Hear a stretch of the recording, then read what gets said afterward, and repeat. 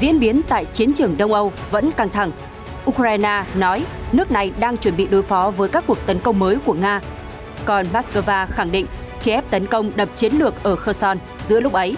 Liệu Nga có thể đặt kỳ vọng vào các tay súng Wagner ở chiến trường miền đông Ukraine? Chuyên gia phân tích, Nga sử dụng chiến thuật bọc lót với cặp tiêm kích đa nhiệm Su-35S và Su-30SM ở xung đột. Theo Kiev Independent, nhà thầu quân sự Nga Wagner thành lập trung tâm huấn luyện gần biên giới Ukraine. Đáng chú ý, theo Sputnik, Mỹ chuyển sang châu Âu hơn vạn quân nhân, hàng vạn tấn thiết bị quân sự. Gói viện trợ mới của EU cho Ukraine có thể lên tới 18 tỷ euro. Ở diễn biến khác, ông Kishida được kỳ vọng sẽ hội đàm với ông Tập trong chuyến công du Đông Nam Á. Nhật tăng cường chia sẻ thông tin từ UAV giữa căng thẳng khu vực lên cao. Trung Quốc cảnh báo hậu quả nếu Thụy Sĩ áp đặt lệnh trừng phạt. Ông Biden hứng chỉ trích từ nghị sĩ Dân Chủ trước thềm bầu cử giữa kỳ. Một số thông tin đáng quan tâm khác. Tiêm kích F-15 của không quân Hoàng gia Ả Rập Saudi lao xuống đất khi đang huấn luyện. Người Serbia biểu tình tại khu vực phía bắc Kosovo, căng thẳng tiếp tục leo thang. Các nhà lập pháp Iran tuyên bố cần trừng phạt nghiêm khắc những đối tượng gây ra bạo loạn. Theo Sputnik, các y tá Anh sắp tổ chức cuộc đình công toàn quốc lần đầu tiên.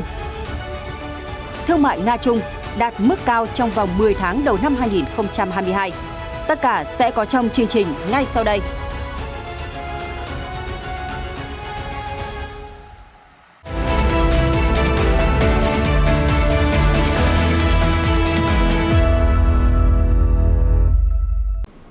Chào mừng quý vị đến với chương trình tin quốc tế.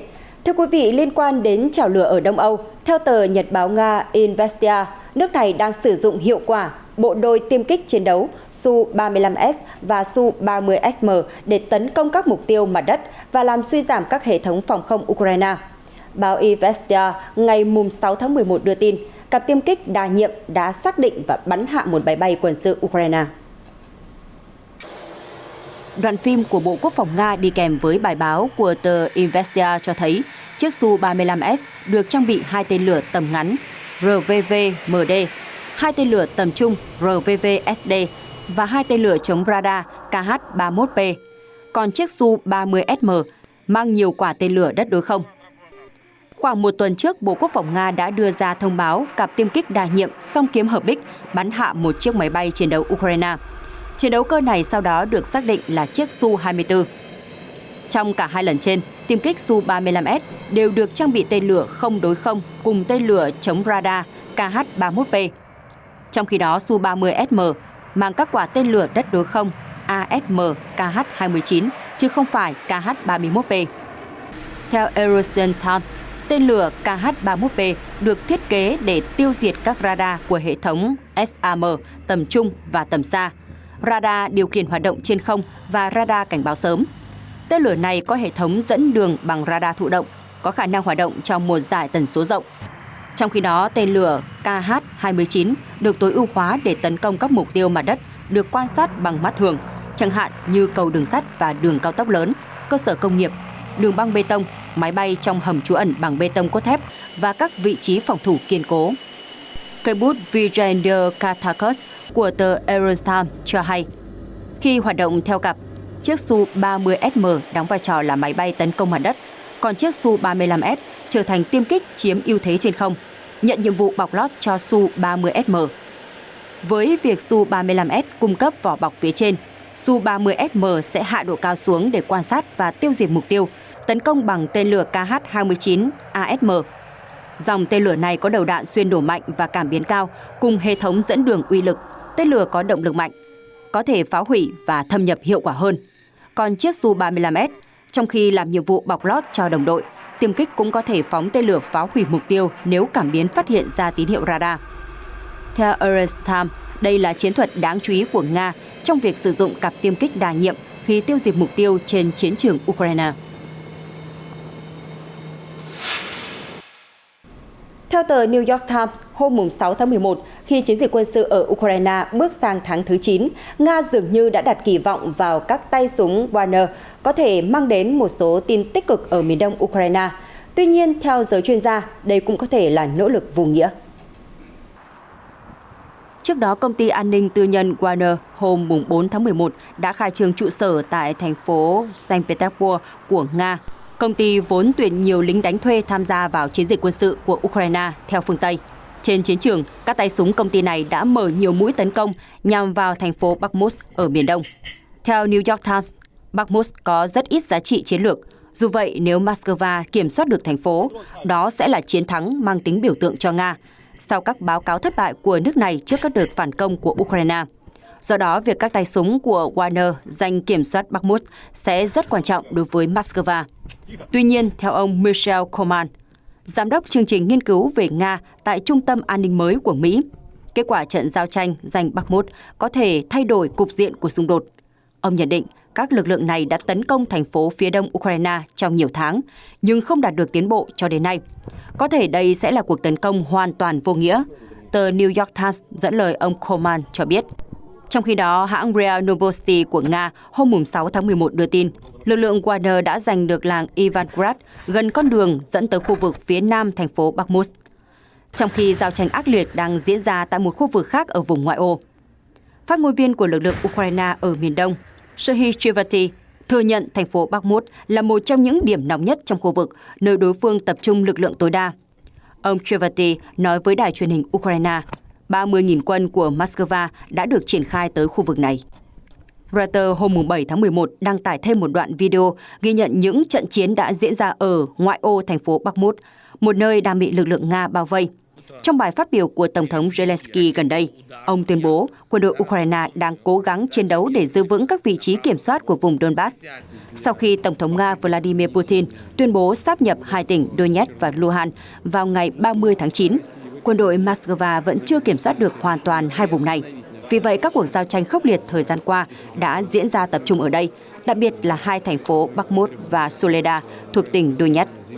Hiện phía Nga chưa bình luận về bài báo của New York Times. Theo The Conversation, Wagner có ít nhất 7.000 tay súng và tiếp tục tuyển mộ thêm. Những tay súng này được trang bị tốt và dày dặn kinh nghiệm. Họ cũng từng tham gia vào các nỗ lực chống tội phạm cực đoan ở những nơi như Syria, Libya và Cộng hòa Trung Phi.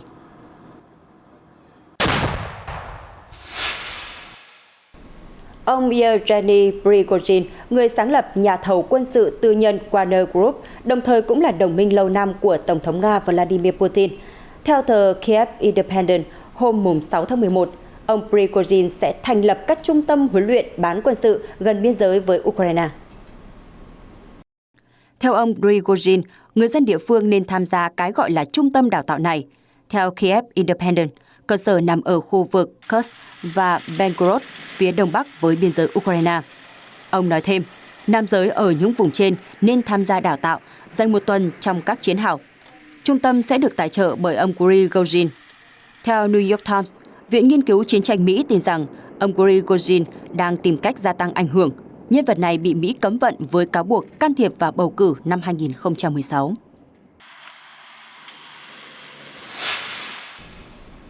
Thưa quý vị, liên quan đến việc Ukraine muốn trở thành thành viên Liên minh châu Âu EU, hãng tin TASS hôm 7 tháng 11 dẫn lời phát ngôn viên của Bộ Ngoại giao Nga, bà Maria Zakharova, bình luận quá trình EU kết nạp Ukraine sẽ diễn ra rất lâu, đến mức khối này sẽ tan trước khi Kiev trở thành thành viên.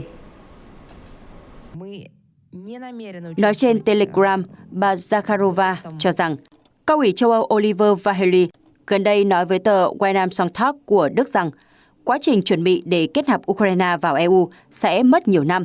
Tôi cho rằng EU sẽ tan rã trước khi điều đó xảy ra. Trước đó, khối này đã thông qua việc cung cấp tư cách ứng cử viên cho Ukraine vào tháng 6. Kiev cần đáp ứng các điều kiện nhất định, bao gồm cả cải cách để bắt đầu đàm phán về việc gia nhập. Ngoại trưởng Nga Sergei Lavrov khẳng định việc Ukraine gia nhập EU không đặt ra mối đe dọa nào cho nước này, vì EU không phải là liên minh quân sự. Hãng tin Sputnik hôm 7 tháng 11 cho hay, tính đến cuối tháng 10 vừa qua, Mỹ đã chuyển sang lục địa châu Âu hơn vạn quân nhân và hơn 84.000 tấn quân trang và thiết bị kỹ thuật. Thông tin được Bộ Chỉ huy Vận tải của quân đội Mỹ CENTCOM công bố. Cụ thể, cơ quan nêu rõ, lục địa châu Âu, trong đó có Ukraine, đã nhận từ Mỹ hơn 16.000 quân nhân, hơn 63.000 hệ thống chống tăng, gần 1 triệu quả đạn pháo, cũng như hơn 84,1 nghìn tấn quân trang và thiết bị kỹ thuật. Thông báo của Chatcom nói thêm, việc vận chuyển các lực lượng vũ trang của Mỹ sang châu Âu bắt đầu từ ngày 3 tháng 2. Trong đó, Chatcom bắt đầu cung cấp hàng hóa quân sự cho Ukraine từ ngày 21 tháng 1 và vẫn đang tiếp tục cung cấp. Ngoài ra, tính đến ngày 30 tháng 10, Chatcom đã thực hiện 845 chuyến bay, huy động 47 tàu biển, 114 chuyến tàu hỏa và hơn 3,4 nghìn xe tải để chuyên chở vũ khí, trang thiết bị và quân nhân tới lục địa châu Âu.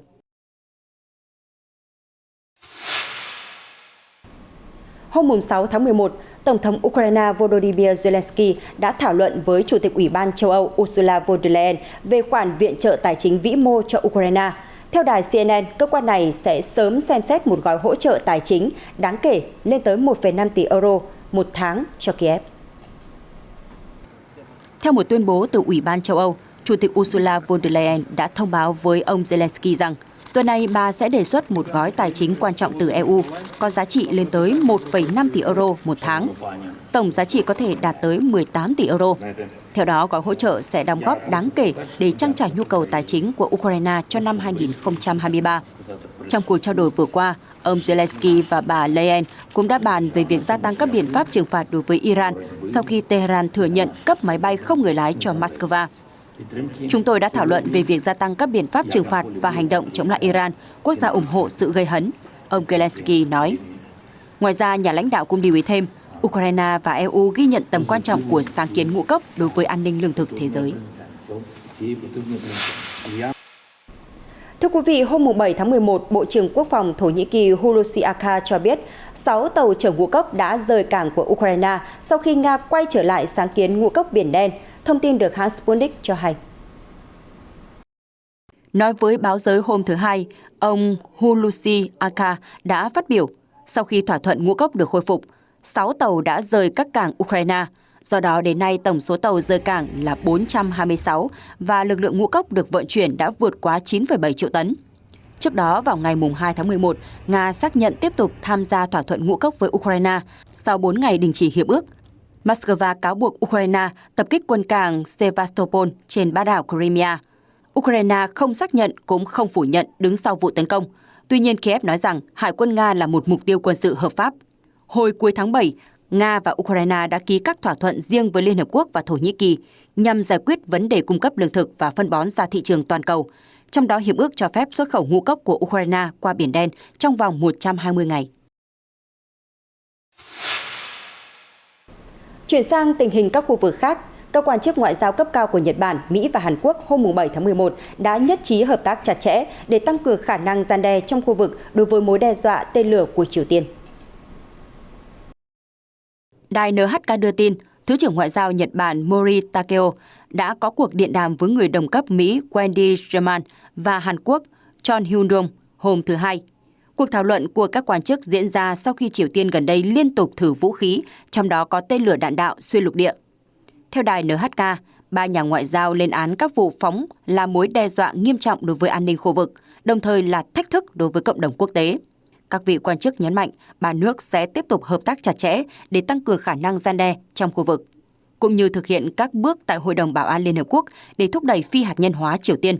Ba vị cũng nhất trí tiếp tục các hoạt động liên lạc giữa các nước ở nhiều cấp độ khác nhau.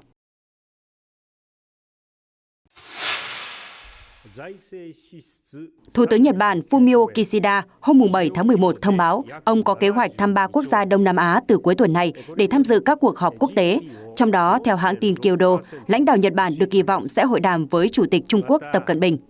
Theo hãng tin Kyodo, trong khuôn khổ chuyến công du, ông Kishida dự kiến sẽ tham gia các cuộc họp liên quan đến ASEAN ở Campuchia, Hội nghị thượng đỉnh G20 ở Indonesia và các cuộc họp của Diễn đàn Hợp tác Kinh tế Châu Á-Thái Bình Dương ở Phần Lan. Trong thời gian diễn ra sự kiện, Thủ tướng dự định sẽ có các cuộc hội đàm song phương với các nhà lãnh đạo từ châu Á, châu Âu và Mỹ để thảo luận về các vấn đề toàn cầu, trong đó có chủ đề về xung đột Nga-Ukraine, an ninh lương thực và năng lượng. Ông Kishida cũng dự kiến tổ chức cuộc gặp ba bên với Tổng thống Mỹ Joe Biden và Tổng thống Hàn Quốc Yoon suk yeol trong bối cảnh căng thẳng gia tăng về Triều Tiên, các nguồn tin chính phủ Nhật Bản cho biết. Ngoài ra, nhiều kỳ vọng ông Kishida sẽ hội đàm song phương với Chủ tịch Trung Quốc Tập Cận Bình. Ông Tập đã không tổ chức hội nghị thượng đỉnh với Thủ tướng Nhật Bản trong khoảng 3 năm qua, phần lớn là do đại dịch COVID-19.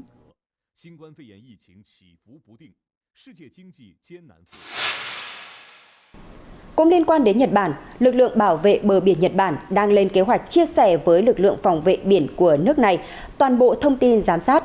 Theo hãng tin Kyodo, thông tin có cả những hình ảnh do máy bay không người lái UAV ghi lại. Động thái được đưa ra giữa lúc căng thẳng khu vực Đông Bắc Á gia tăng. Theo Kyodo, Bộ Quốc phòng Nhật Bản gần đây thông báo có kế hoạch triển khai UAV nhằm tăng cường khả năng bảo vệ các đảo hẻo lánh của nước này. Quyết định chia sẻ thông tin được đưa ra trong bối cảnh có nhiều diễn biến căng thẳng ở khu vực Đông Bắc Á liên quan đến các hành động quân sự và cảnh báo mạnh mẽ từ nhiều quốc gia. Trong khi đó, chính phủ Nhật Bản cũng chuẩn bị cập nhật chiến lược an ninh quốc gia và xây dựng dự thảo ngân sách cho năm tài khóa 2023. Cả hai văn kiện này dự kiến sẽ được hoàn thành vào cuối năm nay. Thưa quý vị, Thụy Sĩ là quốc gia ở châu Âu đi theo chính sách ngoại giao trung lập. Nhưng vào năm ngoái, Thụy Sĩ bất ngờ công bố chiến lược mới về Trung Quốc, thể hiện rõ quan điểm của mình trong một số vấn đề. Mới đây, Đại sứ Trung Quốc lên tiếng cảnh báo hậu quả nếu Thụy Sĩ nối gót EU áp lệnh trừng phạt đối với Trung Quốc. Hãng tin Reuters trích dẫn phỏng vấn của Đại sứ Trung Quốc tại Thụy Sĩ, ông Wang Xingting cho biết, nếu Thụy Sĩ thông qua các biện pháp trừng phạt và tình hình diễn biến theo hướng mất kiểm soát, quan hệ giữa Trung Quốc và Thụy Sĩ sẽ bị ảnh hưởng. Vào năm trước, Liên minh châu Âu EU từng cáo buộc các quan chức Trung Quốc giam giữ hàng loạt người Duy Ngô Nhĩ theo đạo Hồi và vi phạm nhân quyền ở khu vực Tân Cương. Các cáo buộc đều bị Trung Quốc bác bỏ. Tiếp đó, EU áp đặt các biện pháp trừng phạt đầu tiên đối với Bắc Kinh kể từ sau lệnh cấm vận vũ khí năm 1989. Hiện tại, Thụy Sĩ vẫn chưa thực hiện các biện pháp trừng phạt như EU áp đặt. Nhưng khi công bố chiến lược mới về Trung Quốc vào năm trước, Thụy Sĩ nói rõ hơn về việc không tán thành các thông tin về nhân quyền tại Trung Quốc, một phản ứng họ chưa từng thể hiện trước đây. Hãng tin Reuters cho biết, Trung Quốc và Thụy Sĩ đã ký kết một hiệp định thương mại tự do vào tháng 7 năm 2014. Trong năm nay, hai quốc gia cũng vừa ra mắt chung một nền tảng về niêm yết và giao dịch chứng khoán.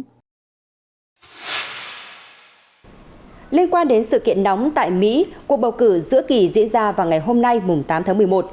Vừa qua, Thượng nghị sĩ Đảng Dân Chủ ông Joe Manchin hôm mùng 5 tháng 11 đã chỉ trích Tổng thống Joe Biden sau khi nhà lãnh đạo kêu gọi đóng cửa các nhà máy than trên khắp nước Mỹ. Lời chỉ trích được đưa ra chỉ 3 ngày trước khi cuộc bầu cử giữa kỳ vào hôm mùng 8 tháng 11. Những bình luận của Tổng thống Biden không chỉ thái quá và xa vời với thực tế, chúng phớt lờ nỗi đau kinh tế mà người dân Mỹ đang trải qua. Những bình luận thế này là lý do khiến người Mỹ mất lòng tin vào Tổng thống. Đài RT dẫn lời ông Manchin nói, Thượng nghị sĩ phản ứng sau khi ông Biden phát biểu ở California hôm mùng 4 tháng 11 nhằm thúc đẩy thành tựu của Đảng Dân Chủ trước bầu cử giữa kỳ. Tổng thống Mỹ nói rằng các nhà máy điện chạy bằng than sẽ sớm ngừng hoạt động. Không ai xây dựng các nhà máy than mới bởi họ không thể dựa vào nó. Chúng ta sẽ đóng cửa tất cả nhà máy than trên khắp nước Mỹ, ông Biden nói, nhấn mạnh vai trò của năng lượng gió và mặt trời trong tương lai. Đáp lại, Thượng nghị sĩ Manchin bình luận, ung dung về việc người dân bị mất việc làm ở Tây Virginia và trên khắp đất nước là sự xúc phạm và đáng ghê tởm. Tổng thống nợ những người lao động này lời xin lỗi công khai và ngay lập tức. Đã đến lúc ông Biden rút ra bài học rằng lời nói của mình có hậu quả. Theo thư ký báo chí Nhà Trắng Karine Jean-Pierre, bài phát biểu của ông Biden đã bị trích dẫn không hợp lý. Tổng thống đã bình luận về thực tế của kinh tế và công nghệ như những ngày đầu tiên với tư cách là một siêu cường năng lượng. Mỹ một lần nữa đang trong quá trình chuyển đổi năng lượng. Một máy bay chiến đấu F-15S của không quân Hoàng gia Ả Rập Saudi đã bị rơi tại khu huấn luyện căn cứ không quân King Abdulaziz. Nguyên nhân là do trục trặc kỹ thuật, theo hãng tin Reuters hôm 7 tháng 11 cho hay. Phát ngôn viên Bộ Quốc phòng Ả Rập Saudi, Chuẩn tướng Turki al-Maliki, hôm 7 tháng 11 thông báo một máy bay chiến đấu F-15S của không quân Hoàng gia đã bị rơi khi đang thực hiện nhiệm vụ huấn luyện định kỳ hôm 6 tháng 11. Tổ lái bao gồm 2 sĩ quan đã kịp thời phóng ghế thoát hiểm và sống sót. Theo cơ quan báo chí Ả Rập Saudi, không có thiệt hại về người và cơ sở hạ tầng. Hiện vụ việc đang được điều tra làm rõ. Thưa quý vị, Kosovo là khu vực đã giành độc lập từ năm 2008, nhưng vẫn là nơi sinh sống của một nhóm dân tộc thiểu số người Serbia ở phía Bắc. Mới đây, tình hình tại khu vực này lại nóng lên khi người dân Serbia xuống đường biểu tình phản đối quy định mới của chính phủ. Hãng tin Reuters ngày 6 tháng 11 cho hay, cùng với các nhà lãnh đạo chính trị, người Serbia ở phía Bắc Kosovo đã tổ chức một cuộc biểu tình nhằm phản đối quy định buộc người Serbia phải sử dụng biển số xe của Kosovo. Chúng tôi không chỉ muốn gửi thông điệp to lớn và đoàn kết nhất đến chính quyền Kosovo, mà còn gửi đến cho toàn thể cộng đồng thế giới. Sự quấy rối, đàn áp và tước đoạt quyền của người Serbia ở Kosovo đã đi đến giới hạn cuối cùng. Được biết, trước đó một ngày, các nhà lãnh đạo chính trị người Serbia tại phía Bắc Kosovo đã tuyên bố từ bỏ các chức vụ trong cơ quan nhà nước, bao gồm các vị trí tại cơ quan chính phủ, cảnh sát và tòa án. Hãng tin Reuters cho biết trong tháng này, chính quyền Kosovo sẽ phạt những người tài xế Serbia sử dụng biển số cũ và đăng ký trước khi độc lập. Sau ngày 21 tháng 4 năm 2023, những ô tô chưa thay đổi biển số đăng ký sẽ bị tịch thu. Trước đó, các quốc gia ủng hộ chính quyền Kosovo gồm Mỹ và Liên minh châu Âu từng đề nghị Thủ tướng Albin Kurti hoãn thực hiện quy định về biển số xe thêm 10 tháng nữa, nhưng ông Albin Kurti đã từ chối yêu cầu này. Các cuộc biểu tình tại Iran bắt đầu nổ ra vào tháng 9 sau cái chết của cô gái Mahsa Amini. Cho đến nay, thì các cuộc biểu tình tại quốc gia Hồi giáo này tiếp tục lan rộng, đòi hỏi biện pháp cứng rắn hơn từ phía chính phủ. Hãng tin Reuters ngày 6 tháng 11 cho hay, các nhà lập pháp theo quan điểm cứng rắn tại Iran đang kêu gọi các cơ quan tư pháp giải quyết dứt khoát các thủ phạm gây ra tình trạng bất ổn khi quốc gia Hồi giáo này cố gắng chấm dứt đợt biểu tình lớn nhất tại Iran suốt nhiều năm qua. Tuyên bố từ truyền thông nhà nước Iran cho biết, 227 nhà lập pháp của Quốc hội đã yêu cầu cơ quan tư pháp xử lý dứt khoát thủ phạm gây ra tội ác cùng với những kẻ tiếp tay kích động bạo loạn. Hãng thông tấn Horana cho biết, tính đến ngày 5 tháng 11, đã có 49 trẻ vị thành niên trong số 318 người biểu tình và 38 người trong lực lượng an ninh thiệt mạng. Trước đó, chính quyền Tehran tuyên bố sẽ có hành động cứng rắn chống lại những người biểu tình mà họ cho là bạo loạn, đồng thời cáo buộc các quốc gia đối địch đang kích động khiến cho tình hình thêm phức tạp tại Iran.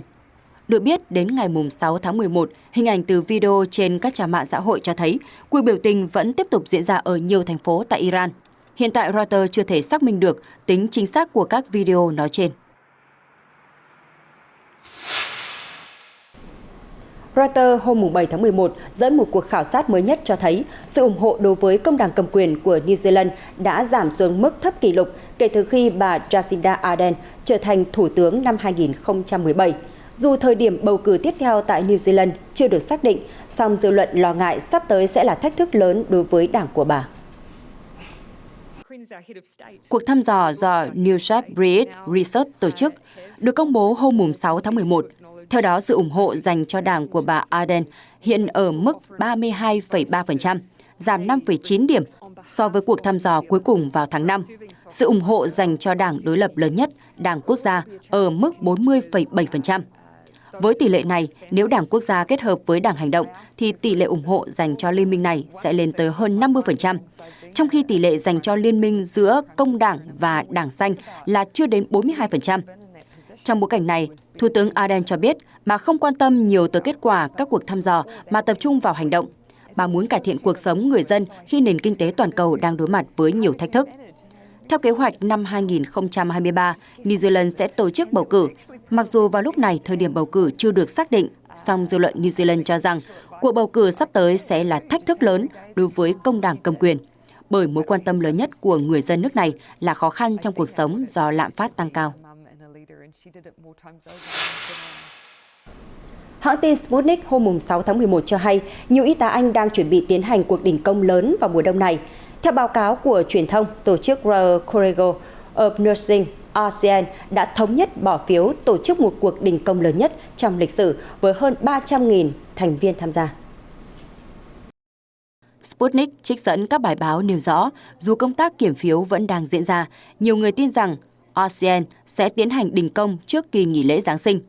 Cuộc đình công của chúng tôi là vì các y tá, chúng tôi nhận được sự hỗ trợ của họ trong việc này. Tổng thư ký RCN Pat Cullen thông báo. Theo tổ chức này, số lượng y tá cần tuyển dụng gần đây đã đạt con số cao kỷ lục. Năm ngoái, 25.000 nhân viên y tá cũng rời khỏi danh sách đăng ký của Hội đồng Điều dưỡng và Hộ sinh. Bà Cullen nhấn mạnh, một số lượng lớn nhân viên, cả những người có kinh nghiệm và những người mới được tuyển dụng, chia sẻ rằng Họ không nhìn thấy tương lai trong ngành nghề này khi họ không được coi trọng và đối xử công bằng. Theo Sputnik, Anh Quốc thời gian qua phải đối mặt với làn sóng đình công trên nhiều lĩnh vực. Nguyên nhân do các đề xuất tăng lương không phù hợp với mức lạm phát tăng vọt. Chi phí sinh hoạt ở Anh đã tăng đáng kể trong năm qua sau đại dịch COVID-19, trong khi khủng hoảng năng lượng trở nên trầm trọng hơn khi London quyết định áp đặt các biện pháp trừng phạt đối với Nga. Quảng trường Steinmark, một trong những khu vực biểu tượng của thành phố Venice của nước Ý, hôm 6 tháng 11 đã chứng kiến hiện tượng nước dâng cao gây ngập lụt. Tuy nhiên, theo Reuters, nhờ các rào chắn bê tông mà Vương cung Thánh đường nổi tiếng đã được bảo vệ. Ở độ cao 100 cm, chiều cường vào buổi sáng không đủ cao để kích hoạt các rào cản lũ Moss. Đây là hệ thống được thiết kế để bảo vệ thành phố. Cửa chắn lũ sẽ nằm dưới biển khi không được sử dụng để tránh khiến cấu trúc ảnh hưởng đến môi trường và mỹ quan. Chúng được nâng lên khi có chiều cường. Các lối đi bộ được thiết lập để khách du lịch và cư dân địa phương băng qua quảng trường Steinmark mà không bị ướt chân. Được biết, Venice là thành phố nổi tiếng với hệ thống kênh đào dày đặc. Xung quanh thành phố có 391 cây cầu và nơi này không khác gì một mê cung nước. Do vậy, nhiều dự đoán cho rằng vào đầu năm 2100, Venice sẽ chìm xuống biển. Sputnik hôm 7 tháng 11 đưa tin, thương mại giữa Nga và Trung Quốc đã tăng 33% trong 10 tháng đầu năm nay. So với cùng kỳ năm ngoái, giá trị đạt mức kỷ lục 153,938 tỷ đô la Mỹ, theo Tổng cục Hải quan Trung Quốc cho hay. Theo dữ liệu trên, xuất khẩu của Trung Quốc sang Nga trị giá 59,596 tỷ đô la Mỹ, cao hơn 12,8% so với cùng kỳ năm ngoái. Trong khi xuất khẩu của Nga sang Trung Quốc trong 10 tháng đầu năm 2022 đã tăng 49,9%, đạt 94,342 tỷ đô la Mỹ. Chỉ tính riêng tháng 10, thương mại Nga-Trung đã lên tới 17,637 tỷ đô la Mỹ. Nga đã xuất khẩu hàng hóa trị giá 10,23 tỷ đô la Mỹ sang Trung Quốc vào tháng trước, trong khi xuất khẩu của Trung Quốc sang Nga lên tới 7,4 tỷ đô la. Năm ngoái, thương mại giữa hai nước đã tăng 35,8%, đạt mức kỷ lục 146,887 tỷ đô la Mỹ. Trước đó, lãnh đạo Nga và Trung Quốc đặt mục tiêu tăng gấp đôi kim ngạch thương mại giữa hai nước từ 100 tỷ đô la Mỹ một năm lên 200 tỷ đô la Mỹ vào năm 2024. Con số 100 tỷ đã đạt được vào năm 2018.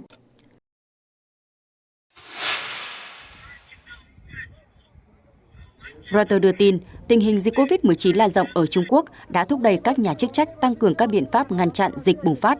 Điều này đang khiến nhiều người dân ở thủ đô Bắc Kinh cảm thấy lo lắng. Cuối tuần qua, Trung Quốc khẳng định sẽ kiên trì với cách tiếp cận truy quét linh động đối với các ca nhiễm COVID ngay sau khi được phát hiện. Theo Reuters, động thái chứng tỏ giới chức Trung Quốc sẽ không nới lỏng chiến lược Zero Covid trong những năm qua. Ông Zhang Jiang, 45 tuổi, người dân Bắc Kinh cho biết, ông từng sở hữu 5 công ty, nhưng giờ chỉ còn lại 2 công ty ở thủ đô. Công ty ở nhiều thành phố như Thâm Quyến, Hồng Kông nhưng buộc phải đóng cửa và chỉ còn 2 công ty ở Bắc Kinh.